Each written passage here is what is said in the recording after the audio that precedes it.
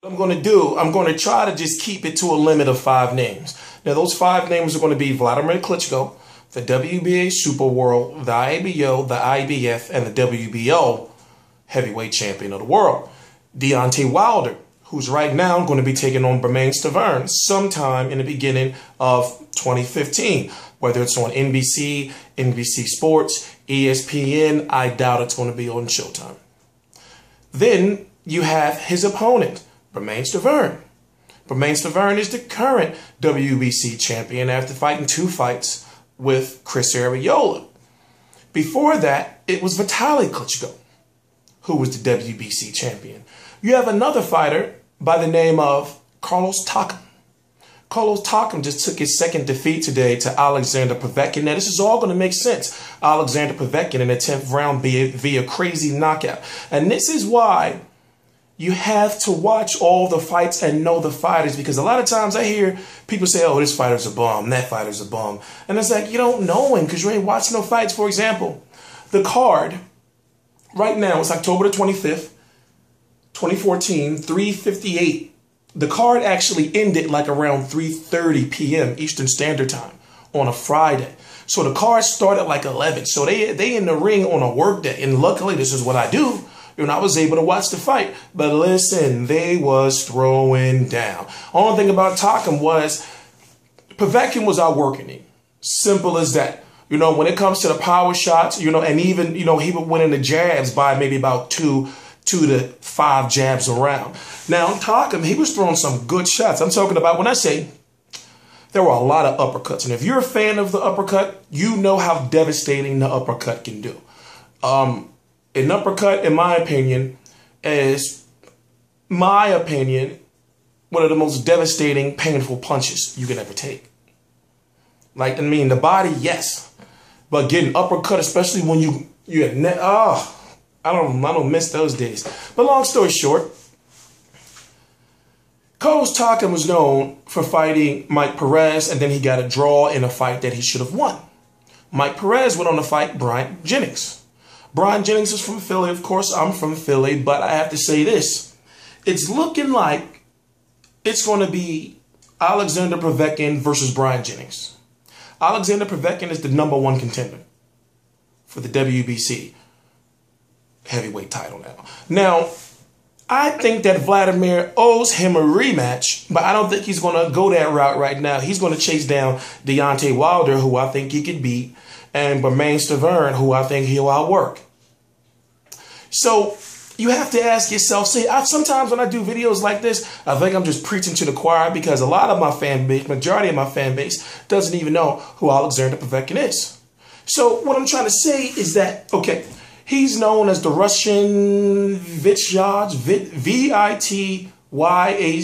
I don't know what it means. I do know that it means it's either special forces, it could be a gun, it could be some type of army vehicle, you know. So I'm thinking, like, because this is alias, the Russian Vityaz or whatever. So when I watch fighters like this and I watch fights like this, I'm thinking to myself, okay, I know nobody else is watching these fights. I'm talking about a lot of other people that do videos on YouTube. But what I do, like, I have to watch fights like that, because then now I see, like, oh shit, Bryant Jennings fought Mike Perez. Mike Perez had that draw with Calos Takam. Calos Takam fighting Alexander Povetkin for the #1 contender for the heavyweight title. Deontay Wilder's going to be fighting Bermane Stiverne. The winner of that is going to be the WBC champion, of course. And then you're going to have Alexander Povetkin, who's going to be getting that shot sometime soon in the next 6 to 8 months. Because why? Because the WBC has been ordering their mandatories. So then you got a Bryant Jennings, who they're saying, okay, all right, he is the one after Povetkin that's supposed to be getting a shot at the title. He can get a shot at the title right now, but as far as mandatory, he's supposed to be the one after Povetkin gets his title shot, and then that WBC vacant one silver belt. That's the #1 contender belts gets vacated. So, you know, the 5 names I was talking about is Vladimir Klitschko, and I haven't touched on him yet because he wants his brother's belt back. That belt is haunted. Remember, Vitaly Klitschko didn't lose that belt. The last fight Vitaly Klitschko lost was against Lennox Lewis, and people really don't think he lost that fight or he was getting ready to knock Lennox out. But long story short, Vladimir Klitschko was like, oh, well, yeah, I've been fighting all my mandatories, and Klitschko he's been fighting all his mandatories. It's like, oh, I want my brother belt back.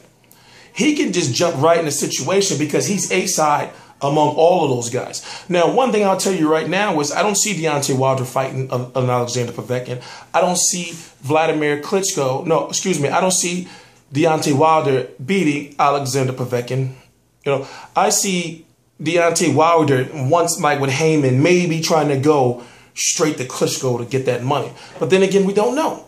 We don't know. We don't know how he operates. So those 5 names, once again, Deontay Wilder, Bryant, Jennings, Calos, Takam, Alexander Povetkin, and who else?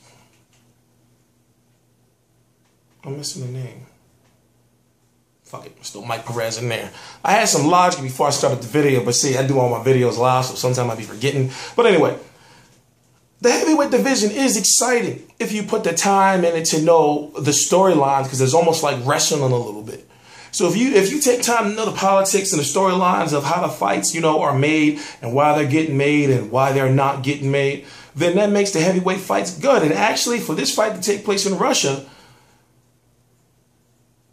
American fans can't see it. And that's why I feel that somebody has got to come up with a way for us in the States to watch all those fights. Just like Box Nation got that subscription service. We're hearing that Al Heyman is doing that, or maybe allegedly trying to get a boxing network. But we need something because it helps the fighter so much. Now, I understand. Now, when it comes to business, I understand if you don't do it right, you could lose a lot of money, and you're going to lose money at the very beginning. You know, a venture like that, you're going to lose money, but imagine the worth of it 5-10 years from now. You know, like when you know you got a channel you can go to and you can watch boxing all day. You know, every fight, and I'm not talking about the States. I'm talking about, you know, like I'm talking about a network over here in the United States where they don't show HBO, they don't show ESPN, and they don't show Showtime fights. Why? It's because we should be able to buy those networks over here, you know, and that's the business end to watch those fights. But I'm talking about a network where we can watch all the other fights, you know, all around the world, you know, whenever they're happening live. Kind of like Box Nation. But I'm not going to sit here and ramble on all day, so I'm saying this. Alexander Povetkin, who do I believe he's going to fight next? See, that's the thing. Bryant Jennings is right there. So Bryant Jennings is the guy. Okay, all right. You got Deontay Wilder, who's fighting Romain Stiverne already. You got Alexander Povetkin, and then you got Bryant Jennings.